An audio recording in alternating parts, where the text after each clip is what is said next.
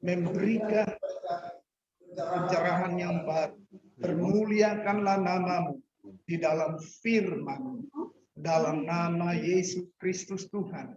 Kami berdoa dan bersyukur. Amin.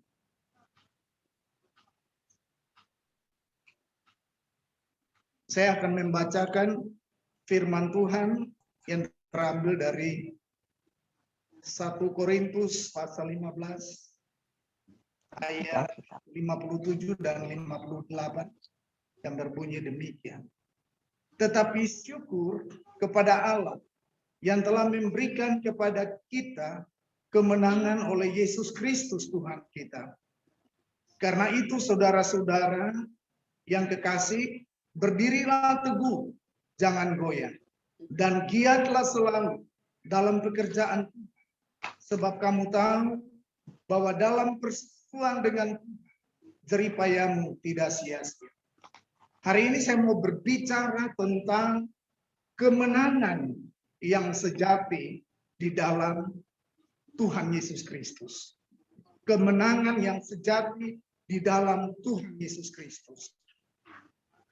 Ayat-ayat sebelum dari berikut tadi, ya, Paulus oleh ilham Roh Kudus menulis suatu rahasia yang besar. Mengapa? Karena ditulis demikian, maut telah ditelan di dalam kemenangan. Hai maut, di manakah kemenanganmu? Hai maut, di manakah sengat? Sengat maut ialah dosa, dan kuasa dosa ialah hukum Taurat. Ya. Jadi problema terbesar yang paling ditakuti oleh setiap manusia di seluruh dunia adalah maut. Ya. Tapi hari ini, ya, kita merenungkan firman Tuhan. Paulus oleh ilham Roh Kudus bersaksi maut telah ditelan di dalam kemenangan. Hai maut, di manakah kemenanganmu? Hai maut, di manakah sengat? Ya, sengat maut ialah dosa, dan kuasa dosa ialah Taurat. Ya. Ayat ini paralel juga dengan Roma pasal 8. Ya. Roma pasal 8. Paulus bersaksi bagaimana ketelanjangan, kelaparan, penderitaan, sampai kepada maut sekalipun tidak dapat memisahkan kita dari kasih Allah yang ada di dalam Yesus Kristus Tuhan kita. Jadi hari ini saya mau beritahu, di tengah-tengah tantangan COVID-19 sekalipun, ya, di tengah-tengah tantangan COVID-19 sekalipun, ya, Yesus yang mati dan bangkit kurang lebih 2000 tahun yang lalu memberikan kemenangan yang sejati. Hari ini saya mau beritahu, tidak ada tokoh agama di dunia ini yang dapat memberikan kemenangan yang sejati. Mengapa? Karena semua tokoh agama di dunia ini mati dan belum pernah bangkit. Tapi hari ini sejarah gereja, sejarah Alkitab, sejarah keselamatan membuktikan bahwa Sang Firman yang manusia di Bethlehem yang sungguh-sungguh taat sampai mati di atas kayu salib, bahkan dia dikuburkan. Tapi Alkitab mengatakan pada hari yang ketiga dia bangkit. Itulah kemenangan bagi orang-orang percaya. Sebab kalau kita berbicara tentang kematian Yesus tanpa kebangkitan, iman Kristen menjadi sia-sia. Tapi hari ini saya mau beritahu, hanya Yesus Sang Firman yang datang dan menjadi manusia di Bethlehem, yang pernah mati dan bangkit, dapat memberikan kemenangan sejati bagi Bapak, Ibu, Saudara, dan saya dimanapun berada. Jadi hari ini pemirsa Janji Manis dan juga ya grup WLG, hari ini saya mau beritahu bahwa kemenangan yang sejati tidak dapat kita temui di dunia ini. Dalam pribadi manapun tidak ada. Hanya only one, hanya satu pribadi. Dialah Yesus Kristus Tuhan yang pernah mati dan bangkit pada hari yang ketiga. dapat memberikan kemenangan bagi Bapak, Ibu, Saudara, dan saya. Haleluya. Oleh sebab itu, ya, firman Tuhan dalam ayat 57 berkata, tetapi syukur kepada Allah. Jadi malam hari ini saya mau mengajak kita semua supaya mari kita bersyukur kepada Allah di dalam Tuhan Yesus Kristus. Karena Dia adalah pahlawan agung yang telah membeli Bapak, Ibu, Saudara, dan saya dengan darah yang mahal. Dia telah menebus kita, membayar kita lunas di atas kayu salib. Dan oleh sebab itu, waktu Yesus mau menyerahkan diri, Dia katakan sudah selesai. Bahwa seluruh karya penyelamatan di dalam Yesus Kristus sudah selesai. Dan ketika Dia bangkit dari antara orang mati, Dia mau memberikan kemenangan bagi Bapak, Ibu, Saudara, dan saya. Oleh sebab itu, malam hari ini saya mengajak kita supaya kita bersyukur kepada Tuhan. Sebab bahwasan untuk selama-lamanya kasih setianya. Inilah nyanyian pujian orang Israel. Dalam Mazmur 136 ayat 1. Bersyukurlah kepada Tuhan sebab Dia baik. Bahwasanya untuk selama-lamanya kasih setianya. Mengapa kita harus bersyukur? Karena Tuhan Yesus Kristus memberikan kepada Bapak, Ibu, Saudara, dan saya kemenangan lepas kemenangan. Hari ini saya mau beritahu apa yang menjadi tantangan kita. Apa yang menjadi pergumulan kita. Apa yang menjadi persoalan kita. Saya mau beritahu Sang Firman yang menjadi manusia di Betlehem. Dia senantiasa memberikan jalan keluar. Sebab Dia berkata, berserulah kepadaku. Maka aku akan memberitahukan hal-hal yang besar. Yakni hal-hal yang tidak kau pahami dan tidak kau ketahui. Jadi ketika ya, kita bersekutu dengan Tuhan Yesus Kristus, maka kita menikmati kemenangan lepas kemenangan. Yang berikut, ya, kita adalah orang-orang yang menang. Ya, kalau kita lihat 1 Korintus 15 ayat 8. Ya, Paulus bersaksi bagaimana Dia, Yesus Kristus, yang telah bangkit pada hari yang ketiga, menampakkan diri kepadanya. Sama seperti kepada anak yang lahir sebelum waktunya. 1 Korintus 15 ayat 58. Ya, jadi hari ini, ya tadi syukur kepada Allah. Bahwa di dalam Yesus Kristus kita menerima kemenangan yang sejati. Hal yang kedua, ya, kita harus bertemu secara pribadi dengan Tuhan Yesus Kristus. Itulah inti kekristenan. Ya.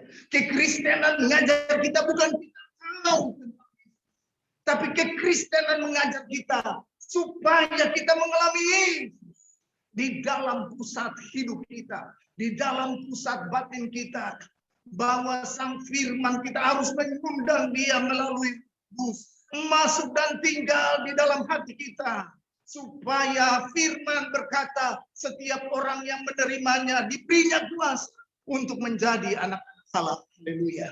Itulah kemenangan di dalam Tuhan Yesus Kristus, bahwa kita dari hamba dosa dirubah oleh Sang Firman melalui firman dan roh, sehingga kita dapat menjadi anak-anak Allah. Pertanyaannya untuk kita, apakah Bapak, Ibu, Saudara, dan saya sudah menjadi anak-anak Allah? Apakah Bapak, Ibu, Saudara, dan saya sudah bertemu secara pribadi dengan Tuhan Yesus Kristus?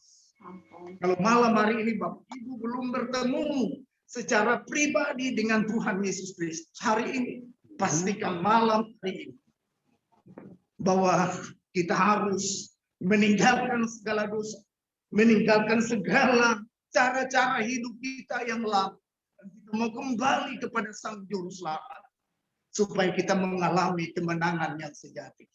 Hal yang ketiga, kemenangan yang sejati membawa kita supaya kita tetap berdiri, tidak goyah. Oh, ini hal yang luar biasa. Ya. Hari ini COVID-19 ya dirasakan lebih dari 226 negara di seluruh dunia.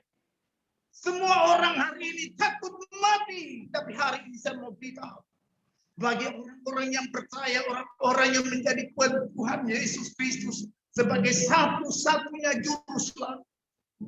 Hari ini saya mau beritahu, maut sekalipun termasuk COVID-19 tidak bisa memisahkan kita dari kasih Allah yang ada di dalam Tuhan Yesus Kristus. Jadi hari ini saya mau mengajak kita supaya kita berdiri teguh, tidak goyah. Kita memandang kepada Tuhan Yesus Kristus yang memberikan kemenangan, lepas kemenangan bagi kita, supaya iman kita tertuju kepada Dia.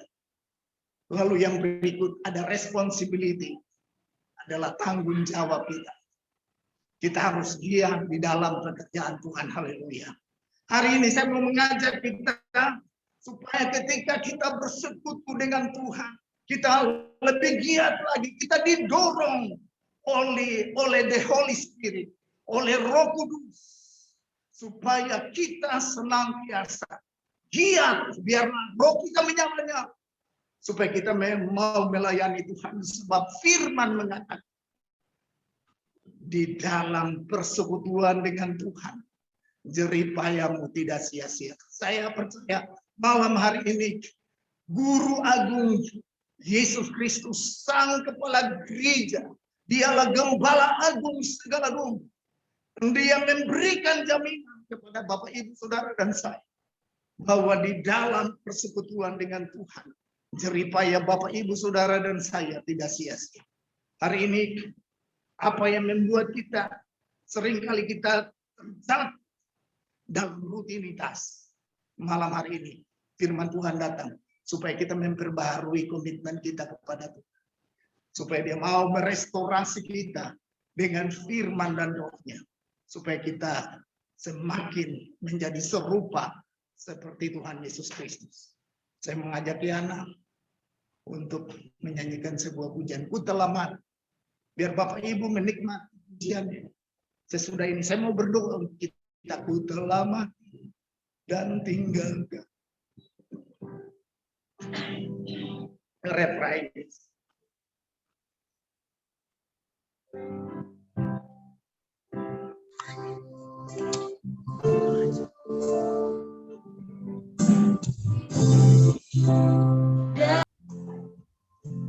Tuhan Yesus, Engkau mengenal nama dan hati kami masing-masing.